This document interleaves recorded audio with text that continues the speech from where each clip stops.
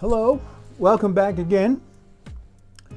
We just talked about the Eucharist and where you would find all the prayers that get tied into the Eucharist, on what pages you'd find them.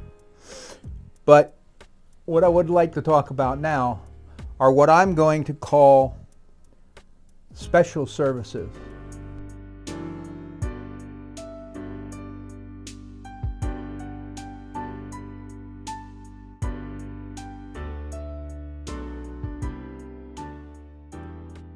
These are the pastoral services and the Episcopal services that we have in the prayer book.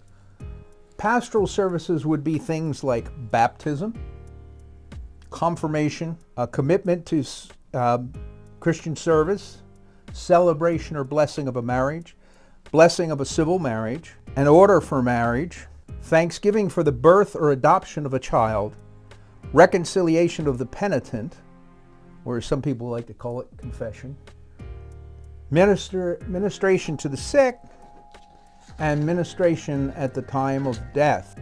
Burial of the dead done in a Rite 1-2 format and a Rite 2 format. If you notice, it's kind of interesting with these, they follow your life.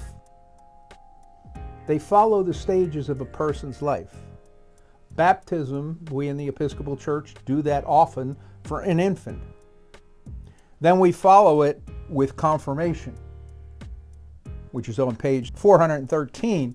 And you find this, baptism and confirmation are linked very much together. If you look at the service of baptism, you'll notice that the parents and the godparents are making promises for the child. And the child, of course, is not old enough to make the promises for themselves. But later on in life, they are expected to respond to those commitments in a positive manner. And that's what confirmation is. To go ahead and respond to the promises that were made for you, and you are now saying, yes, Lord, I do believe in you. You are my Savior.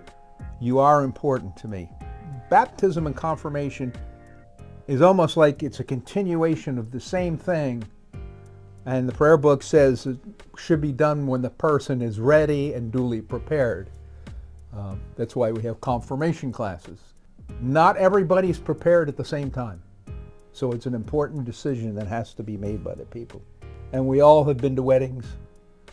We all know what takes place for the marriage of a couple. And then there's the other important thing that we don't see done very often, but a thanksgiving for the birth or adoption of a child. And I think that's important as part of the whole family dynamic to go ahead and do that. And ministration to the sick, we go and we visit our sick folk, pray for them and so forth. And I think that's important to someone that is in the hospital. In my experience in my life, it is important that that be done. Many times we overlook that. Now, the reconciliation of the penitent, we tend to, as Episcopalians, since we have a general confession every Sunday, we tend not to have confession, reconciliation of the penitent, the way some other denominations do. For instance, the Roman Catholics. This is done more on a voluntary basis when you're ready. And it's an important service just done between the priest and the penitent, that it's there for us to go ahead and receive assurances that yes, God will forgive us if we are truly penitent. So those are the pastoral services that are provided there for the spiritual well-being of the members of the church. Then we come up with what are called Episcopal services. Not many people go to many Episcopal services. Those of us that are ordained, yes, we've been to them, at least for our own ordination. But they have the ordination of a bishop, the ordination of a priest, the ordination of a deacon. They have a litany to go along with those services that's found on page 548. And then they have a celebration of a new ministry that can be done.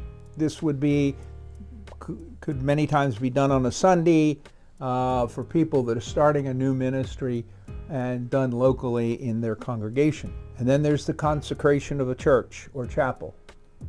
When a new building is built and it's set aside for holy use, it will be blessed by, usually the bishop is the one that comes and does that. So those are the additional services. I encourage you to look at them and see what's there. Get yourself familiar with them because they do have their own richness and their own joy, I would put it, involved in them. So that takes us up through the services. And the next thing we come into in the Book of Common Prayer is the Psalms. Now the Psalms are really the hymns that were developed within the Jewish faith. Many of them are attributed to David.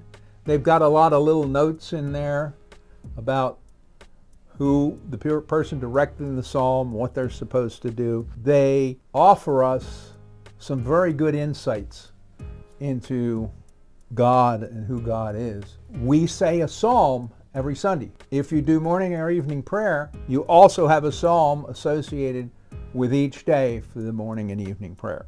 And these are important. Then, following that, we have something called prayers. The prayer book gives you prayers essentially for all occasions. Prayers for our government, prayers of thanksgiving, prayers of praise. And it's something that when you're praying, when you're doing your own daily devotions, you may find some prayers in there that will be helpful to you for the particular circumstance that may be surrounding your life at that time. And I encourage you to look at those prayers. I also use them if I've got my prayer book with me and somebody says to me off the cuff, would you say the prayer? I will use them sometimes. There's prayers to be said before communion, which I do, and prayers to be said after communion, which I do, that are in there. So there's a lot of prayers to help us in our way, knowing that God is there with us. So I think that takes us up. For the next time, I'd like to talk about the catechism. So we'll end here for now. If you'd like to learn more about St. James or the Faith We Confess ministries, head over to thefaithweconfess.com and you can learn more about us there. If you'd like to learn more about St. James, you can head over to stjames-leesburg.org and just discover a little bit more about who we are.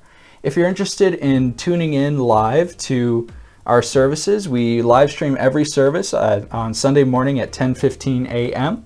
You can watch that on our Facebook page or on our YouTube channel. For more of the Faith We Confess content, feel free to head over to our YouTube channel and you can hit the subscribe button while you're there. And please feel free to reach out to us if you have any thoughts or comments on things that we can do or things that we have done. We appreciate you so much and we'll see you in the next one.